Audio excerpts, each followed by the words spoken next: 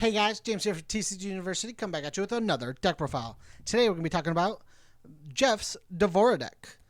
This was a lot of fun to play against in the Campus Championship, so make sure to check out the matches in the playlist somewhere, maybe in the description. I don't know. Tam handles that, so tell him to get on it if he messed it up.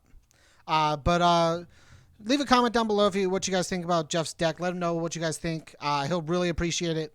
He really enjoys reading the comments about what you guys think about all the stuff, about everything going on. So without further ado, let's get into the deck profile. You can see the choices he made.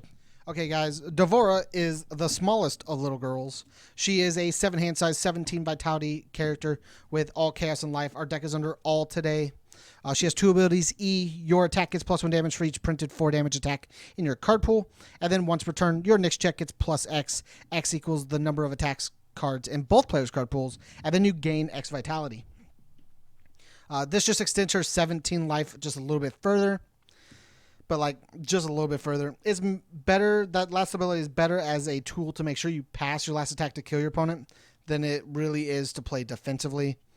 But that's just my experience as both playing Devora and playing against Devora. But not to say that the gaining life does not save your life. You know, it's still very good. So the reason Jeff wanted to play this deck, and like the title of his deck was, and the reason, you'll see the reason behind it. The title of his deck was Shadow Slicer is a 4 damage attack. So our deck was built more around Shadow Slicer. Shadow Slicer is a very good 4 damage attack. It's a 4 Desperation 3. You remove one copy of itself from the discard pile, and then you add this card back to your hand after it resolves. You lose 2 vitality, give it 2/2, and then it gets whatever else from Devora. It's a super strong card in general, and Devora can just sometimes make it that much scarier. On to one of the otter picks, I think, but I really enjoyed it in his deck, which is Yamato Supia. It has practically the good ability from Shadow Slicer, depending on the situation you talk to, which is the +2/+2. If your opponent has more ready foundations than committed, this deck is +2/+2.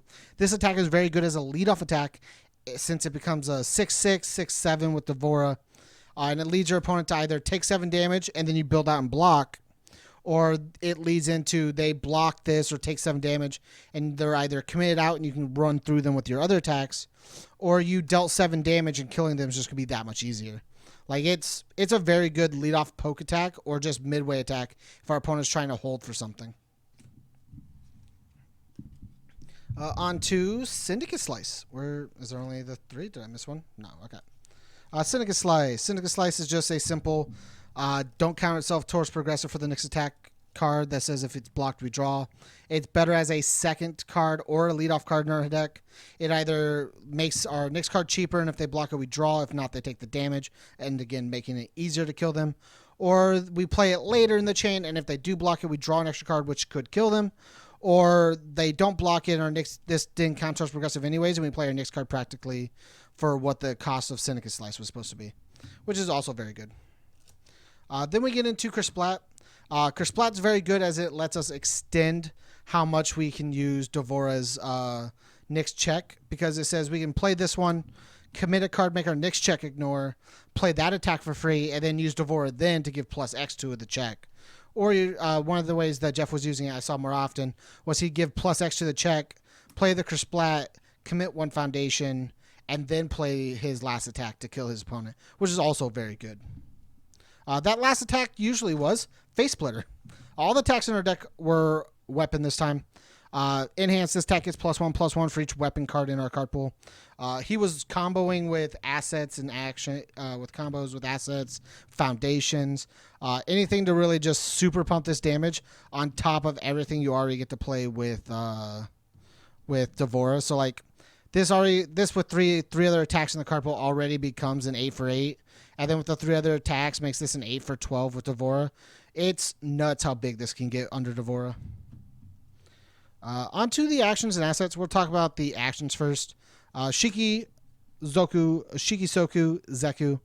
It's a 0/3, 0/3, no block. E remove, after you make a check, it gets +2. And then E remove, discard 1 weapon card, check a 7, play this card, remove this attack from the game. This basically is just like a small fade, a small bounce card. It just says sometimes if you have the ability to commit foundations, you can just kind of abort an opponent's attack if you don't want to have to deal with it. Or if you're trying to attack and you check just slightly too bad, you can give yourself +2 to your check, which is also very good. We got 2 Ivy Blade. Ivy, this was mainly played with the Shadow Slicers to try and lower your life to desperation to make Shadow Slicer cheaper to play. Respond loose to vitality after you play a ranged or weapon attack, which again, everything is a weapon attack. If the top card of your deck is if the top card of your deck has 2 or fewer keywords, which that counts like foundations not having keywords, your attack gets +2 speed, meaning it was harder to block something. You were already giving damage with Devora. It was essentially kind of just giving +2/+2 to stuff, which is very, very good. Then we got Manji Sword and Fuma Blade. Basically, if you have 3 or more weapon cards in your card pool, you can check a 5 to draw a card, which is very simple to do. It puts more cards in your discard pile for your Shadow Slicer, as well as drawing you an extra card, so that way you have more kill potential or just defense if you decide you don't want to try and kill your opponent for the turn. And then the last action in our deck is Blackbear Diner. Blackbear Diner was very good. He was looping True Identity in his deck. He was looping just a bunch of like English Aristocrat. During certain matchups, he looped TK Mastery. He got so many cool things he could do with the looping, and it was just really neat to watch the choice he made for which Blackbear Diner targets to hit. Blackbear Diner itself, though, is a 2/5 3 low block unique card that says you can remove 1 foundation or 1 foundation from either player's staging area from the game. After this attack resolves, you add the removed card back to its owner's staging area. Basically, if you removed like a face down from your staging area and when it comes back, it'll come back face up. Same thing with like same style with like things like True Identity. If True Identity somewhere here, let me find it. I lost it. No, I lost it. No. Okay, there. So True Identity, you commit to give +1 to your checks. Then I'll Blackbear it away, so it leaves, and then when it comes back ready, and you can just go, cool, I'll True Identity again. I'll get +2 to my check. And then you just super buff all of your checks, and you don't have to worry about checking bad. Since we're already here, we'll talk about the True Identity. Form commit, your checks to play attacks get +1 for the rest of the turn. Looping this with Blackbear is really nuts. Getting to play it more than once is just really nuts. Getting to play cards for free when you're already playing low difficulty attacks and super buffing their damage because you played multiple attacks in a turn is also extremely nuts. Okay. On to Sun's Love. We are a 7-hander, and becoming an 8-hander is really cool for us. First form, draw a card. If our opponent wants momentum, we can draw again. Having 1 extra card as a 17 life character is very good for a small person. And then we have 2 Prolonged Espionage. Prolonged Espionage is +1/+1 to your printed 4 damage attack. At Deadlock, you also get to give it +2/+2. So just having 1 of these at Deadlock is +3/+3, which just means you're going to push your attacks through. We have 2 OG Mecha Ninjas. More checks to put Shadow Slicers in the discard pile. Give +2 your checks for weapon attacks and weapon cards. Has Breaker 1. It's just a solid card all the way around. 1 Wandering Pirate. When committed, you ready something else. When ready, you ready something else. Just making sure we keep our foundation count up when we do have to commit out. A lot of our attacks, I'm going to double check real quick. 2, 2, 2, 1, 2. All of our attacks have 2 or less keywords, and being able to give them 3 speed and gain through vitality in our low life character, 17 health, is very, very good for us. Just making sure that we don't have to worry about dying too soon or having enough life to, after we do get hit down to like 5, we can gain life back to be able to use our Shadow Slicers effectively, is very, very good for us. 3 Sense of Morals, Stun Hate, plays for free, really basic card. 2 TK Mastery. If our opponent tries to buff attacks, we neg those buffs. If our opponent makes us discard cards, we draw a card and commit one of their foundations. Mainly we play for the defensive ability to make sure our opponent doesn't want to try and pump their attacks, because we'll just neg them down. 2 Kitten Race. It's a 2/5 3 mid block, relatively unplayed. Form commit, your Nyx Foundation you attempt to play this turn ignores progressive. And then 4 remove, your Nyx check to play a print of 4 damage attack gets +3. This just means we get to pass checks easier, or it means we can build at least 1 foundation each turn without having to worry about checking badly. We have 2 Coiling Contempt, 2/5/3 mid block with breaker 2, E commit. You reveal the top card of your deck. If the reveal card has ranged or weapon as a keyword, this attack gets +3 damage or -2 damage. This either helpfully buffs your attacks on top of the buff you already get from Devora, or it just negs your opponent's attacks, which on top of your life gain makes it really hard for your opponent to try and kill you. Then we have 3 Feifei, -3 speed to block. Super good card, super basic card. Oh, throwing the cards over. They're still off the screen for right now. 3 Orphaned Alchemist. Flip, look at the top card of your deck. Really good for confirming checks when we're trying to play things and we know we have to get a certain check to try and pass something. Then we can flip if our opponent tries to remove things like our Shadow Slicers, which is a very important card to remove if it's our opponent. We just tell them no. We don't want them removing our Shadow Slicers.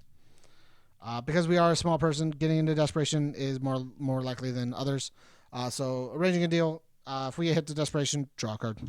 Simple card. 3 Insect Puppeteer to add in just the Kersplats. Kersplat was the only card we were able to add in with this deck.